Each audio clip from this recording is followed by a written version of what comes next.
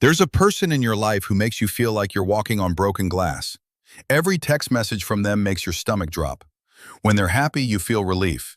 When they're upset, your whole day falls apart. You've probably been told this is normal. You've been told this is love. But what if I told you that some people are like emotional drugs and your brain gets addicted to the chaos they create?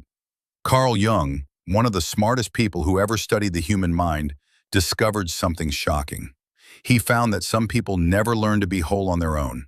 Instead, they become like emotional vampires. They feed off other people's feelings to feel alive. And here's the scary part. They're really good at finding people who will give them what they need. You know that friend who only calls when they have drama? Or that family member who somehow makes every conversation about their problems? They're not doing this by accident. Their brain has learned a trick. When they create chaos, people rush to help them. When they act helpless, others feel important. It's like a drug deal, but instead of money, they're trading your peace for their attention. Niccolo Machiavelli wrote a famous book called The Prince about power and control. Most people think it's just about kings and countries, but Machiavelli was really writing about something much deeper. He was showing us how some people use mind tricks to control others. And the scariest part, they often don't even know they're doing it. Here's what Machiavelli discovered that most people never learn. Nice people make the best targets. If you always say yes, if you always help, if you always put others first, you're like a bright neon sign that says, "Use me, I won't fight back." And certain types of people can spot that sign from miles away. But wait, there's more to this story that will blow your mind. Jung found that inside every person's brain, there are parts we hide from the world. He called this the shadow self. All the parts of you that you've been told are bad or wrong. Most healthy people learn to face their shadow and make friends with it. But some people never do this hard work. Instead, they find other people to carry their shadow for them. What does this look like in real life? It's the person who never gets angry, but somehow you're always mad when you're around them. It's the person who says they hate drama, but everywhere they go, drama follows. They've learned to push their uncomfortable feelings into other people. And your brain, trying to be helpful, picks up those feelings and carries them around. If you've been called selfish for wanting basic respect, if you've been called mean for setting simple boundaries, if you've been made to feel guilty for taking care of yourself, then this video is your mirror. You're not imagining this. There's a real brain reason why it feels so intense. And here's where it gets really interesting. Machiavelli warned us about something he called the nice trap. He said that if you're always kind, always giving, always understanding, you teach people that your feelings don't matter. You train them to see you as a tool, not as a real person with real needs. Jung agreed with this idea, but said it differently. He said that becoming who you really are, he called this individuation, means you will disappoint people. Some people have gotten used to the fake version of you, the version that says yes when you mean no, the version that smiles when you're hurting. When you start being real, those people will not like it. Donald Winnicott, another brilliant mind doctor, discovered that every person has two selves. The true self is who you really are. Your real thoughts, real feelings, real dreams. The false self is the mask you wear to keep other people happy. Some people get so good at wearing the mask that they forget who they really are underneath. But here's the part that changes everything. When you meet someone who's addictive, someone who creates that drug-like feeling in your brain, they're not falling in love with your true self. They're falling in love with your false self. They love the version of you that gives up everything for them. And every time you try to be real, they'll push you back toward the fake version. Melanie Klein studied how babies learn about relationships. She found that in our first years of life, we learn whether the world is safe or dangerous. Some people learn that love means chaos. They learn that calm feels boring and drama feels like home. Their brain got wired to crave the very thing that hurts them. Now here's where your story fits in. You probably learned to be the calm one, the steady one, the one who fixes everything. Your brain got trained to feel responsible for other people's emotions. So when you meet someone whose brain craves chaos, it's like two puzzle pieces clicking together, but it's not a healthy puzzle, it's a trap. The person who's addictive has learned that if they create enough crisis, you'll drop everything to help them. If they act hurt enough, you'll feel guilty for having boundaries. If they seem lost enough, you'll feel important for saving them. It's not love, it's a trade. They give you the feeling of being needed, and you give them control over your life. Carl Jung once said something that sounds harsh but is actually freedom. He said, "Everything that irritates us about others can lead us to an understanding of ourselves. The person who drives you crazy is showing you something important about your own mind. They're showing you where you give your power away. You have the right to disappoint people who want you to stay small.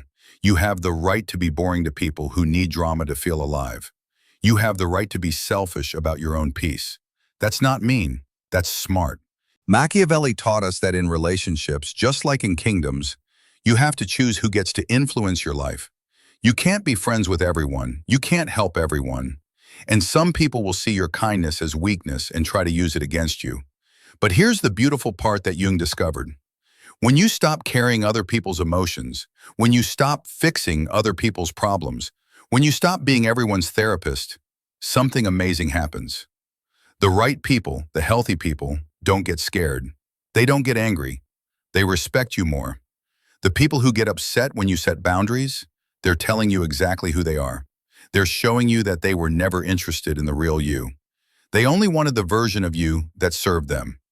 Your feelings are not too much. Your needs are not selfish. Your boundaries are not mean.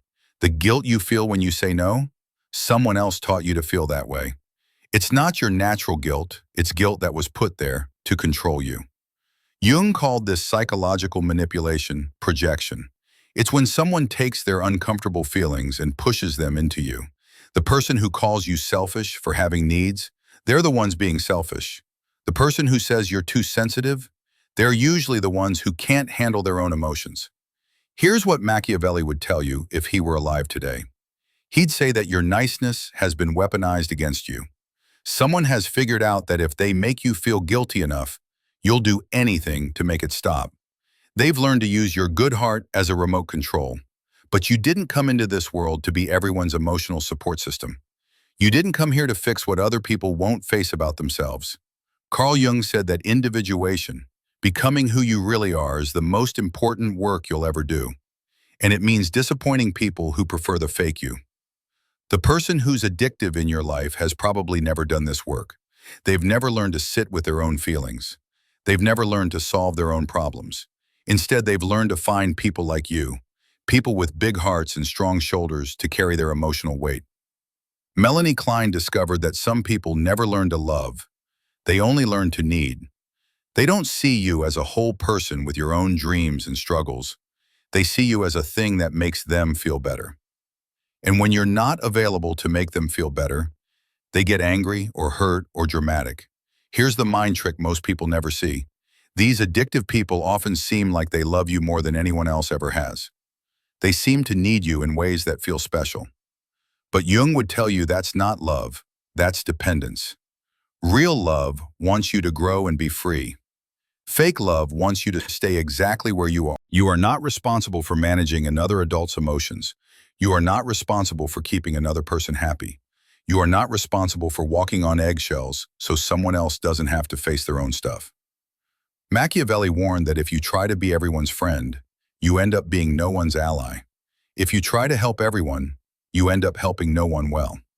And if you try to keep everyone happy, you guarantee that you'll be miserable.